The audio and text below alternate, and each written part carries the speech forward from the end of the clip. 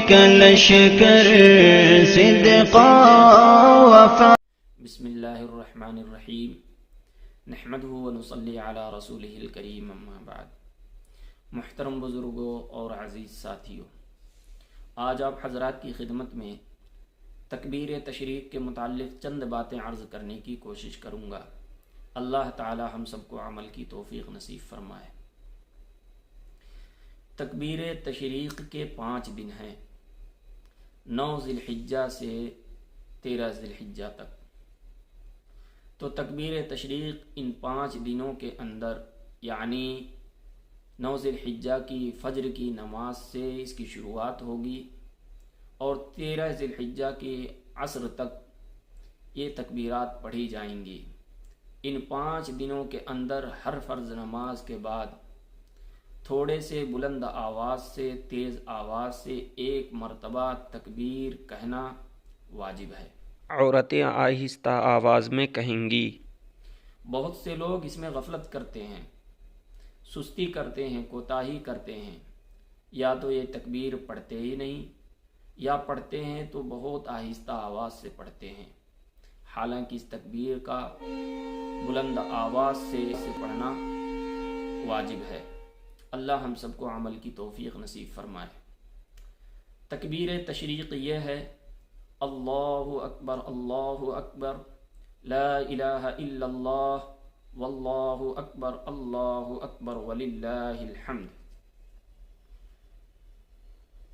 تکبیر تشریق سنت نمازوں کے بعد، جنازہ کی نماز کے بعد، نفل نمازوں کے بعد، وتر نماز کے بعد نہیں پڑھی جائیں گی۔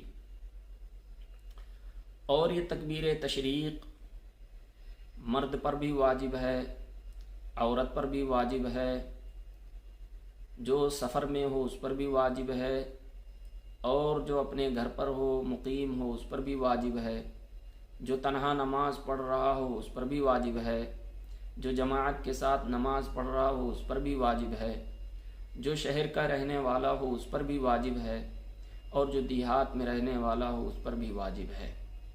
یعنی جب بھی ایسے لوگ فرض نماز پڑھیں گے تو فرض نماز کے بعد ان 5 دنوں میں جن میں تکبیر تشریق پڑھی جاتی ہے اس کا پڑھنا واجب ہوگا۔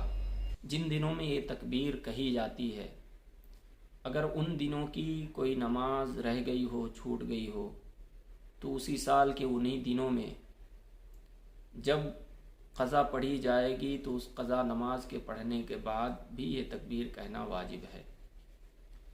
اسی طرح سے وہ آدمی جو جماعت میں تو شریک ہوا لیکن اس کی 1 یا 2 رکعت چھوٹ گئی ہے، تو اپنی نماز امام کے سلام پھیرنے کے بعد جب مکمل کرے گا تو اس کے اوپر بھی تکبیر تشریق کہنا واجب ہے۔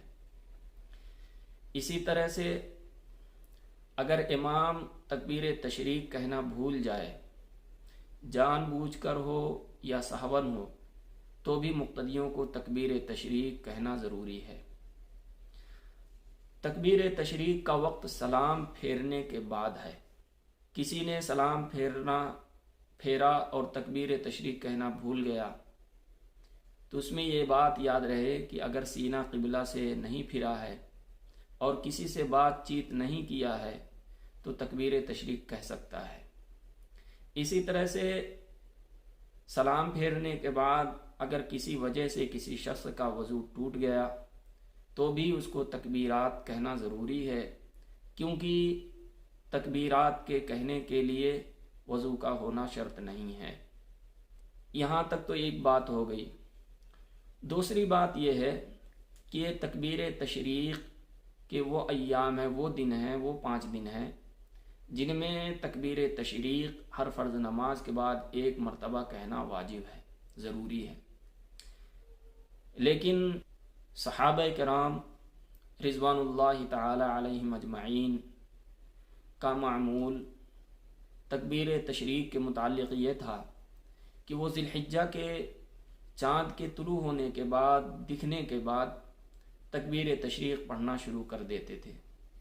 بخاری شریف کے اندر ہے کہ حضرت عبداللہ بن عمر اور حضرت ابو ہریرہ رضی اللہ تعالی عنہما ذی الحجہ کے پہلے عشرے میں، پہلے 10 دنوں میں بازار نکل جایا کرتے تھے، اور بازار میں جا کر زور زور سے تکبیر تشریق پڑھتے تھے، اللہ اکبر اللہ اکبر، لا الہ الا اللہ واللہ اکبر وللہ الحمد۔ تو بازار میں جو لوگ موجود ہوتے تھے وہ بھی سن کر تکبیرات پڑھنا شروع کر دیتے تھے، کہنا شروع کر دیتے تھے۔ اسی طرح سے امام باقر علیہ السلام کے بارے میں آتا ہے کہ وہ نفلوں کے بعد بھی تکبیر تشریق پڑھا کرتے تھے۔ تو یہ بات سمجھنا ضروری ہے کہ تکبیر تشریق ذی الحجہ کے 10 دنوں کے اندر یا ایام تشریق تک یہ پڑھنا یہ تو مستحب ہے ان 10 دنوں کے اندر، اور کثرت سے پڑھنا چاہیے۔ ہم اس میں غلطی کرتے ہیں، ہم کوتاہی کرتے ہیں، اس میں ہم بہت سستی دکھاتے ہیں۔